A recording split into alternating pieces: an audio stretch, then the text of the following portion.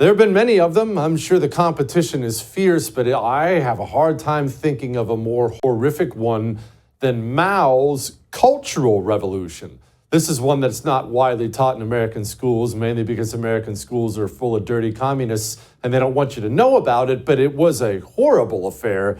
Let's bring in the man who wrote the book on it, Stephen Mosher, author of the book, wonderful book, terrible book, but you know what I mean, The Devil in Communist China. Okay, Stephen, before we get to the Cultural Revolution, can you help us understand why Mao needed one? The commies had had China since 1949. They'd been in power for, 17 years? Why did he need a revolution? Why was a revolution necessary? They had a revolution. They won.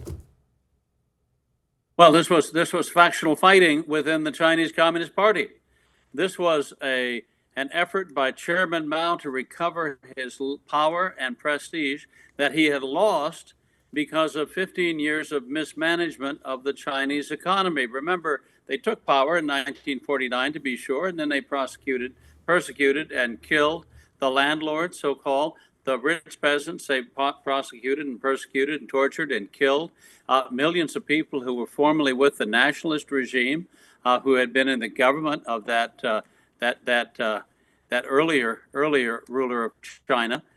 They killed, tortured many people who were intellectuals who opposed the communists for various reasons.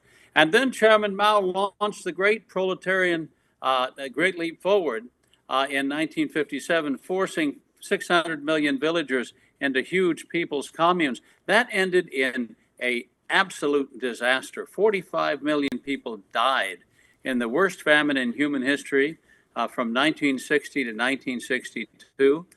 It was an unnecessary famine. It was a man-made famine, a Mao-made famine, really, you should say, because it was made by Chairman Mao. And at that point, Chairman Mao's prestige had dropped fairly low within the ranks of the Chinese Communist Party. In fact, his senior premier, the guy who had worked shoulder to shoulder with him for decades, Liu Shaoqi, came to him in 1962 and said, history is going to reveal us as the worst murderers in Chinese history. We've killed 45 million Chinese, let them starve to death. Mao never forgave him for that slight. So the other communist leaders pushed Mao back into the second rank, and the Cultural Revolution was really an effort by Mao to get back in control of all of China. Now, it purports to be something else, right? Because the communists never tell you exactly what they're about. The ostensible purpose for the Cultural Revolution was to destroy traditional Chinese culture, to destroy any connections that Chinese people had with the West. Anyone who had foreign relatives, anyone who could speak a foreign language like English, anyone who was a student of Confucius or Mencius or admired traditional Chinese culture was an enemy. And he mobilized tens of millions of Red Guards throughout the country to attack these supposed enemies. But within those tens of millions of Red Guards, Jesse, he had some special groups. And these special groups, which were run by his wife, Jiang Qing, his fourth wife, by the way, Jiang Qing, were used to target his political enemies within the Chinese Communist Party. And guess what? Liu Shaoqi, the head of government who had criticized Mao, saying, we're going to be remembered as mass murderers because of the people who died during the famine. He was the first to be arrested. And they tortured and killed Liu Shaoqi at Mao's orders. And then the next to go was Peng Dehuai. He was a general who'd been a leading general in the Civil War in the 1930s and 40s. He actually saved Mao's life a couple of times, General Peng Dehuai did. But he too had criticized the Great Leap Forward 10 years before, and he too was the target of these special Red Guard groups which were targeting Mao's political enemies. Peng Dehuai was a tough old bird. They tortured him for years before they were able to kill him, but they finally did.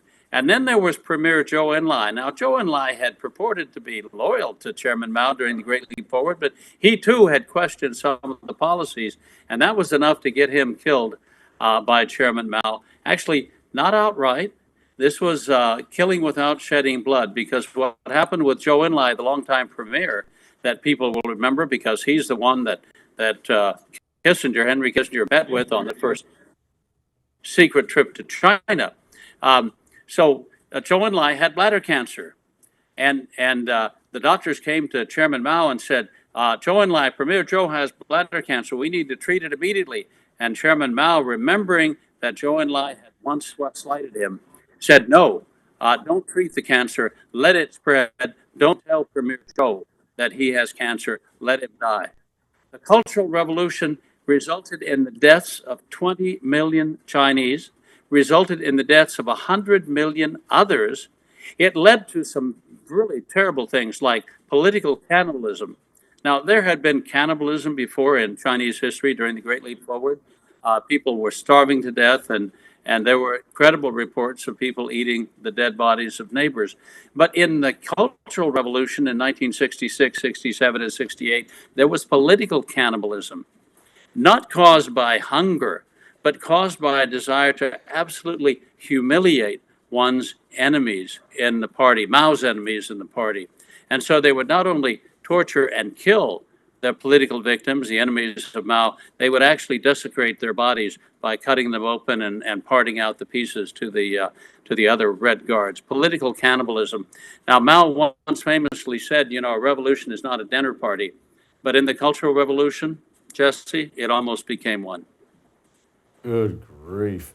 Okay, Stephen, obviously I have a million questions I could ask, but can you help me understand why the destruction of so much of China's history? China has an incredible history. It's hard to find a period of time in the known history of the world where China wasn't prominent and doing wonderful things, but you're desecrating Confucius? What? Help me understand why. What was Mao's axe to grind with these things? Well, Mao was a committed communist. He was determined to burn everything to the ground, to raise traditional Confucian culture to the ground. And out of that complete destruction of the past, he was going to build paradise. You see, it's the fantasy of every communist leader. They're going to create paradise on earth. They're going to create a new socialist man, a new socialist woman. But they have to start from ground zero. They have to start from a blank slate, a tabula rasa. And in order to get that blank slate, Mao wanted to destroy all of Chinese history, all of China's culture, and so he could basically start over. What he did was he was very, very good at the destruction part. There's no question about that. But he wasn't very good about building anything back after the destruction. But at base, the Cultural Revolution was not just about destroying traditional Chinese culture and creating a new socialist man, a new socialist woman. At the heart of it was this megalomaniac, this bloodthirsty mass murderer, the worst mass murderer in human history, wanted to get back the reins of power, wanted to destroy his enemies in the party. And to a certain extent, the 20 million people who died and the 100 million people who were persecuted, they were just collateral damage to this factional fighting within the Chinese Communist Party. That's the real tragedy of the Cultural Revolution. Gosh, there's so many bodies, so much suffering. Stephen, I want people to read the book, obviously, and get a lot more detail on this, but can you help me understand Mao? How could a human being, look, you can make the argument, and I would make the argument, that he's the most evil human being to ever walk the planet. How does one go from being a farmer's son to being the worst human being to ever walk the earth? How? Well, I mean, we all face choices in our life, and Mao, as a very young man, decided that, and he wrote this. He wrote, "There are other people and things in the world, but they're only there for my use and my pleasure." So, from a very early age, he rejected Confucianism. He rejected the silver rule: "Do not do unto others what you would not have them do unto you," and he adopted a totally materialistic, totally utilitarian view of other people. There are other people and things in the world, but they're just there for my use and for my pleasure. And so he consciously chose to go down that path. He totally lacked compassion for other people. If you read, about his life, you find that he had absolutely no feeling for anyone else. He may never have loved anyone else in his entire life. The other odd thing about Mao was And this is very interesting to me as a cultural anthropologist. When he was a small boy, he was actually taken out to a stone god outside the village where he lived by his mother, and he was rebaptized. He was given a new name before this stone god, this stone monolith, and he was called the third son of the monolith. His original name had been Mao Zedong, of course. We all know Mao Zedong. But his mother gave him the name third son of the monolith, or third son of stone. And he very proudly and often referred to himself as the third son of stone. And the man really did have a heart of stone. He was only out for himself from the beginning. And the result was mass carnage, mass butchery in China. Worst mass murder in human history. 100 million people died in purges and famines. We talked about the Great Famine, of course, 45 million. Other 20 million in the Cultural Revolution, other tens of millions in various purges and persecutions. And then there were the 400 million unborn children who died as a result of the one-child policy. Now, the one-child policy didn't begin until after Mao's death in 1980, when I was in China for the first time. But Mao was the intellectual progenitor of the policy. He provided the intellectual foundation of the policy, because way back in 1958 he said, we need a ministry of reproduction, because we're a socialist country and we should be controlling the birth of babies the same way that we're controlling the production of steel, the production of bicycles. He said, we need to be in control of reproduction. Well, 22 years later, in 1980, the Chinese Communist Party acted on that suggestion and put in place the one-child policy. And the other thing you have to say about the whole killing spree that Mao launched is this. The Communist Party of China, as all communist parties do, has to have a target, has to have an enemy. It always has to have an enemy of the state to refocus the righteous anger of the people against the party for its corruption, for its murderous practices, to redirect the righteous anger of the people away from the Communist Party and away from its leaders like Chairman Mao towards another group. And it was originally the landlords, the entrepreneurs, the intellectuals. But then in 1980, for the first time in human history, the enemy of the state, Jesse, became the unborn child. It was the unborn child who was standing in the way of China's greatness. It was the unborn children of China who were standing in the way of China's progress, China's becoming a first world nation, China becoming the dominant power in the world.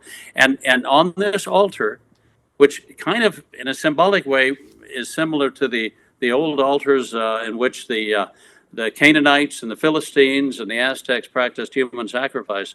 On those altars, 400 million unborn children were sacrificed as enemies of the state. So the total number of people who have died at the hands of the Chinese Communist Party over the 75 years of its misrule is 500 million. Now, I know that's a number people can't wrap their minds around.